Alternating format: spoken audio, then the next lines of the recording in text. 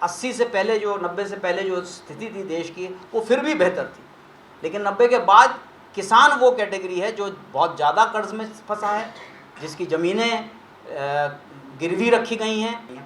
इसकी जड़ में ये पूरी पॉलिसी है जिसमें संसाधन और खेती के बाज़ार जो है बड़ी बड़ी कंपनियों के हवाले किए जा रहे हैं। तो किस दिशा में देश जा रहा है, हम जीते हैं लेकिन सरकार ने अपना इरादा नहीं बदला है, ये बात हमको जानना ज़रूरी है। और इस अर्थव्यवस्था पर जो बुनियादी हमला बड़ा कॉरपोरेट करना चाहता है वो भी किसानों से संबंधित है, और क्या हाल उसने किसानों का कर रखा है इस पे एक छोटी नज़र डालें, क्योंकि ये सम्मेलन है। आज भारत के किसानों पर कुल कर्जा 312 बिलियन डॉलर है, ये 24,96,000 करोड़ रुपए का है।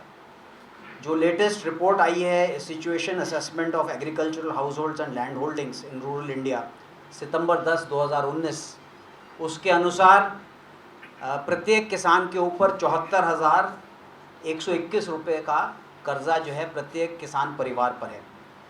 ये 93.2% आंध्र प्रदेश के किसान कर्जदार हैं, 91.7% तेलंगाना के कर्जदार हैं, 69.9% केरल के कर्जदार हैं, और आंध्र प्रदेश में जो प्रत्येक किसान पर कर्ज है वो 2,45,000 करोड़ रुपए का है प्रत्येक परिवार पर, और 1 लाख से ऊपर के कर्जदार औसत किसान जिन प्रांतों में हैं उनमें पंजाब, कर्नाटक, राजस्थान और तमिलनाडु शामिल हैं। ये किसान 93 मिलियन फार्मर्स, 930 लाख किसान परिवार, और इनके पास कुल 141 मिलियन हेक्टेयर ज़मीन है। यानी अगर इसको औसत लीजिए तो प्रति परिवार ये 4 एकड़ के करीब बैठती है। और भारत में 4 एकड़ से कम, 5 एकड़ से कम का तो ऑफिशियल फिगर है कि 86% फैमिलीज़ वो 5 एकड़ से कम है, तो 4 एकड़ से कम भी आप मान के चलिए कि 80% तो करीब होंगी। तो हम जिनकी बात कर रहे हैं वो बहुत छोटे सीमांत और लघु किसान हैं, और इनकी अर्थव्यवस्था को सुधारने की दृष्टि से हम इस सवाल को उठा रहे हैं। इनकी स्थिति क्या है, इस जो जीवन चल रहा है, ये आज की तारीख में जो खर्च करते हैं और जो कमाते हैं, तो ये माना गया कि जो बड़े किसान हैं वो अपने कुल आमदनी का 0.94 जो एक्सपेंडिचर और इनकम रेशियो है, तो 0.94 खर्च कर देते हैं, 0.06 की बचत करते हैं। और जो कृषि मजदूर हैं वो अपनी आमदनी का 1.12 खर्च करते हैं, यानी 0.12 उनको कर्जा लेना पड़ता है। जो छोटे किसान हैं वो 1.29 खर्च करते हैं, और जो मार्जिनल किसान हैं वो 1.35 खर्च करते हैं। तो कर्जदारी के बढ़ने की गति ये है, और जो कर्ज और उनकी कुल मलकियत है, उनकी जो संपत्ति है उसका रेशियो ये तेज़ी से बढ़ा है। ये रेशियो जो है 92 से 2003 के बीच 17% बढ़ा था, और अभी जो आंकड़ा आ रहा है 2013 के बीच 630% बढ़ा है 92 के रेशियो से। तो ये जो नई आर्थिक नीतियाँ WTO की नीतियाँ आई हैं, इसने कृषि परिवारों पर क्या असर डाला है, ये एक अंदाज़ा देने के लिए मैंने ये छोटी सी बातें आपके सामने रखी हैं। और ये इसलिए भी ज़रूरी है क्योंकि हम कृषि व्यवस्था को सुधारने की बात कर रहे हैं। दरअसल कृषि का जो सुधार है वो कृषि और उद्योग के बीच टर्म्स ऑफ ट्रेड से रिलेटेड सवाल है, और भारत में ना केवल दुनिया के अंदर भी, और भारत के अंदर पूंजीवाद ने वैसे भी इसको टर्म्स ऑफ ट्रेड पूरा कॉरपोरेट के पक्ष में, इंडस्ट्री के पक्ष में कर रखा है, क्योंकि कृषि और उद्योग को एक तराजू में नहीं तोला जा सकता। कृषि को सुरक्षा देनी ही पड़ेगी। कृषि का उत्पादन का जो गति है वो आज आप बीज लगाइए तो 4 महीने में आपको प्रोडक्ट मिलता है। उद्योग में जो है आज आप मैदा घोल के बिस्किट बनाइए तो 1 घंटे में आपको बिस्किट तैयार मिलता है। इनका कोई कंपैरिजन नहीं है। इस प्रोडक्शन प्रोसेस का ही रेशियो इतना अलग है कि इनके अंदर आपको, अगर आप कृषि को सुरक्षा नहीं देंगे तो कृषि परिवार नष्ट हो जाएंगे। और भारत में इसकी संख्या कितनी है, ये भारत की आबादी का आधा है। आधे लोग जो है कृषि से जुड़े हुए हैं। इनकी आमदनी जो हमको बताई गई 2013 में 6,400 रुपये औसत थी और 2019 में जो है 10,000 रुपये औसत हो गई। वो डबलिंग फार्मर्स इनकम के एंगल से ये रेशो हो सकता है कि इसमें हो, लेकिन इनकी कर्जदारी और ज़्यादा बढ़ी है। तो इसलिए जो है ये पूरी डिमांड जो एमएसपी की है और इसको जो है सुरक्षित करने का सवाल है, ये एक बहुत महत्वपूर्ण सवाल है। अगर ये हो जाता है तो ना केवल हमारी जो निर्भरता विदेशी बाज़ारों पर है वो ख़त्म हो जाएगी, हमारे किसानों की आमदनी और बचत होगी तो वो भारतीय बाज़ार को विकसित करेंगे। और जो पूरी पॉलिसी बनाई गई है कि make in India to sell abroad, जो मोदी जी जिसकी वकालत करते रहे हैं और दुनिया भर में घूम घूम के पैसा मांगते रहे हैं कि निवेश किया जाए। अभी भी निर्मला सीतारमन जी के जितने बयान आप पढ़िए तो बहुत डेस्परेशन है उनकी आवाज़ में कि इतना कुछ कर दिया और कंपनियां जो है निवेश नहीं कर रही हैं, और क्या किया जा सकता है। इस दृष्टि से हमको सोचना होगा कि आज जब हम आंदोलन जीत के बैठे हैं तब सरकार क्या परिवर्तन कर रही है। सरकार ने पूरे कोऑपरेटिव सेक्टर को अपने केंद्र के दायरे में ले लिया, एक सेंट्रल कोऑपरेटिव्स मिनिस्ट्री बना दी है जिसके इंचार्ज जो हैं, जो मंत्री हैं वो अमित शाह हैं। वो कितने बुलडोज़र के माध्यम से इन कोऑपरेटिव्स का क्या हल छोड़ेंगे, इसके बारे में हमको चिंता करने की ज़रूरत है। अभी राज्य सरकारों के साथ एक बैठक हुई थी जिसमें ये बात कही गई कि इन कोऑपरेटिव्स का अंदर, क्योंकि ये घाटे में हैं, ये प्राइमरी एग्रीकल्चरल क्रेडिट सोसाइटीज़ हैं, ये 65,000 है, 63,000 हैं शायद देश में, इनकी संख्या बढ़ाकर 3 लाख करने की योजना है और इनके माध्यम से जो है पूरी खेती को नियंत्रित करने की योजना है। हमें याद रखना चाहिए कि जो कॉन्ट्रैक्ट फार्मिंग एक्ट था और जो मंडी कानून था, उनके अंदर जो प्राइमरी एजेंसी थी जिसके माध्यम से मल्टीनेशनल्स और बड़े कॉरपोरेट्स ने खेती में घुसना था, उसमें ये कोऑपरेटिव सोसाइटीज़ थी जिन्होंने मंडियाँ खोलनी थी, ये कोऑपरेटिव सोसाइटीज़ थी जिन्होंने जो है इनपुट सप्लाई करना था, जिन्होंने जो है कॉन्ट्रैक्ट फार्मिंग कराने में मदद करनी थी कंपनियों को। और अभी मैंने पढ़ा कि अभी एक मीटिंग हुई है जिसमें जो है ये कोऑपरेटिव सोसाइटीज़ सीड प्रमोशन करेंगी और सीड्स की सप्लाई करने का काम जो है कोऑपरेटिव सोसाइटीज़ करेंगी। तो किस दिशा में देश जा रहा है, हम जीते हैं लेकिन सरकार ने अपना इरादा नहीं बदला है, ये बात हमको जानना ज़रूरी है। जब एमएसपी का सवाल उठ रहा है तो इसको सवाल को हमको समझना होगा। एक्चुअली एग्रीकल्चर की इनकम अगर हम बढ़ाना चाहते हैं किसान की, तो किसान का तो ऑपरेशन शुरू होता है जब वो बीज बोता है और फसल लेके मार्केट में बेच लेता है। लेकिन जिस आप लोगों ने किताब यहाँ पर American farmers sees Soviet Union बांटी है, वितरित की है, मैं पढ़ने की कोशिश कर रहा था और मुझे याद आ गया चाइना का जो कोऑपरेटिव सोसाइटीज़ का कोऑपरेटिव फार्मिंग का मॉडल था। तो और भारत के अंदर भी ये चर्चा चल रही है। खुद पंजाब के अंदर जो सरकार है वहाँ पे कुछ एक्सपर्ट्स भी इस सवाल को बोल रहे हैं कि पूरे एग्रीकल्चर को ज़िंदा करने का सवाल एक बैकवर्ड लिंकेज एग्रीकल्चर का और एक फॉरवर्ड लिंकेज, इसके अंदर किसानों की आमदनी कैसे सुनिश्चित की जाए, ये बहुत बड़ा सवाल है।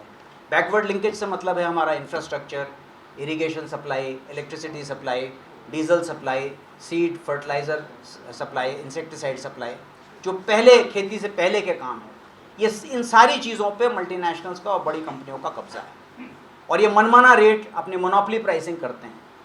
दवा का देख लीजिए, तो मैं क्योंकि थोड़ा चिकित्सा से ज़्यादा वाकिफ़ रखता हूँ, तो मैं जानता हूँ कि दवा की कंपनियाँ जो हैं कॉस्ट ऑफ प्रोडक्शन का 2000% दाम चार्ज करती हैं, 2000 गुना दाम चार्ज करती हैं मार्केट में।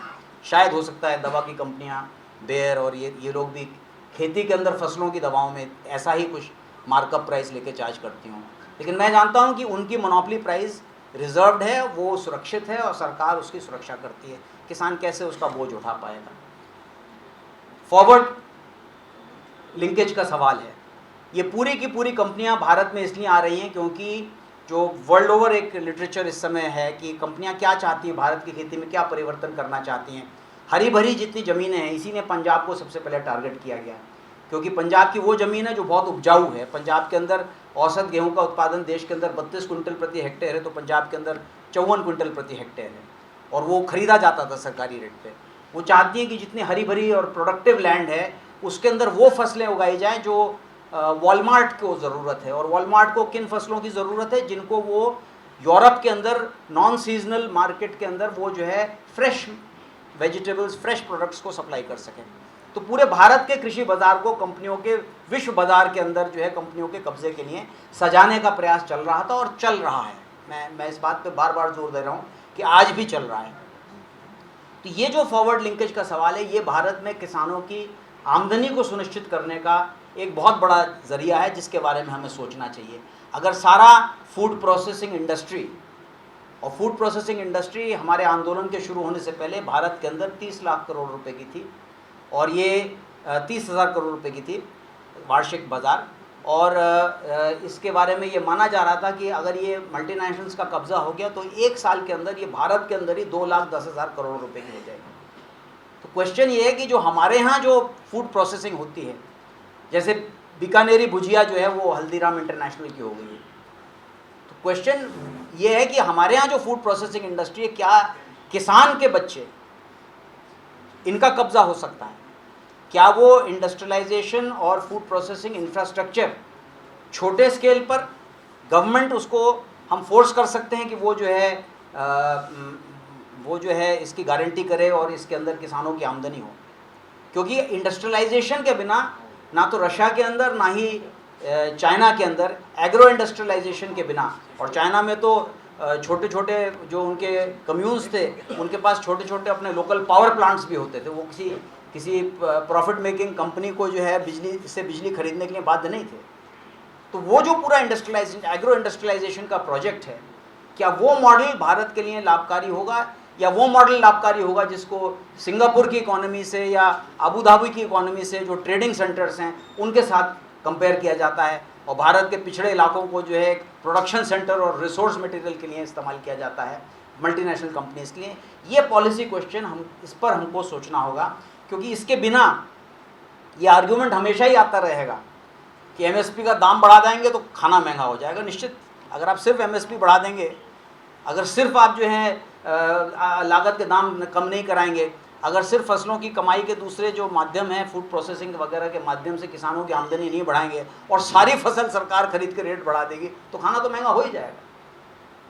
तो ये क्वेश्चन है कि इसका हल भी हमको पता होना चाहिए, और ये पूरा हल जो है 80 से पहले जो 90 से पहले जो स्थिति थी देश की, वो फिर भी बेहतर थी, लेकिन 90 के बाद किसान वो कैटेगरी है जो बहुत ज़्यादा कर्ज में फंसा है, जिसकी ज़मीनें गिरवी रखी गई हैं।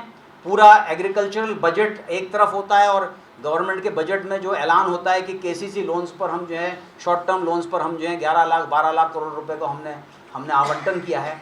पूरा किसान अपनी मेहनत से उस कर्जे को चुकाने की कोशिश करता है, और साल दर साल, जिसका साथियों ने जिक्र किया कि कितनी आत्महत्याएं बढ़ रही हैं, इसकी जड़ में ये पूरी पॉलिसी है जिसमें संसाधन और खेती के बाज़ार जो है बड़ी बड़ी कंपनियों के हवाले किए जा रहे हैं। इस पर हमको अपना ध्यान देना बहुत ज़रूरी है। इसके बिना मैं नहीं समझता कि ये संभव है। एक क्वेश्चन है कि भारत सरकार जो इतनी धर्म के आधार पर और देशभक्ति और इस सब की बात कर रही थी, और फूड प्रोसेसिंग में इसने बहुत क्लियरली जो है मनमोहन सिंह गवर्नमेंट की UPA 2 की जो पॉलिसी थी कि हम फूड प्रोसेसिंग में MNCs को प्रमोट करेंगे, उसको वो अपोज किया था तब, और आते ही वो इस काम में लग गई है। आज स्थिति क्या है? आज भारत का foreign exchange reserve 553 billion dollars का है, और इसमें से बहुत सारा पैसा वो बाहर के निवेशों का है, वो भारत में आमदनी का नहीं है। आज भारत का monthly trade deficit 32 billion dollars का है। ये अभी 15, 16, 18 महीने में ये 553 बिलियन डॉलर्स वाइप आउट हो जाएगा। अभी इसमें से वापसी भी करनी है, इन्होंने कर्ज भी चुकाना है। अभी बड़े बड़े कॉरपोरेट हाउसेस ने, केवल भारत में नहीं, अडानी ने कर्जा ले रखा, नंबर 2 है दुनिया के इस समय। उन्होंने विदेशों से भी बहुत कर्जा ले रखा है, अंबानी ने भी विदेशों से बहुत कर्जा ले रखा है। जब वो उसको डॉलर में वापस करने जाएंगे तो उसका बोझा हमारे ऊपर आएगा, क्योंकि उनके पास भी डॉलर की इनकम नहीं है। तो ये जो विदेशीकरण पूरे अर्थव्यवस्था का हो गया है, इसकी मजबूरी है कि वो जो है पूरे अपनी कम्युनल पॉलिटिक्स को बहुत तेज़ करें। वो बुलडोज़र भेजें, और बुलडोज़र के साथ आपने देखा यूपी में अभी 10 जून को क्या हुआ, बुलडोज़र और घर गिराने का नोटिस साथ साथ पहुँचे। रात को नोटिस चस्पा किया और सुबह सुबह घर गिरा दिया गया। तो ये जो पूरा चल रहा है, और मध्य प्रदेश में बहुत बड़े पैमाने पर हुआ, और इस दिल्ली में भी यहाँ पर बड़े पैमाने पर जो है बुलडोज़र से जो है गरीब लोगों की संपत्ति नष्ट की गई।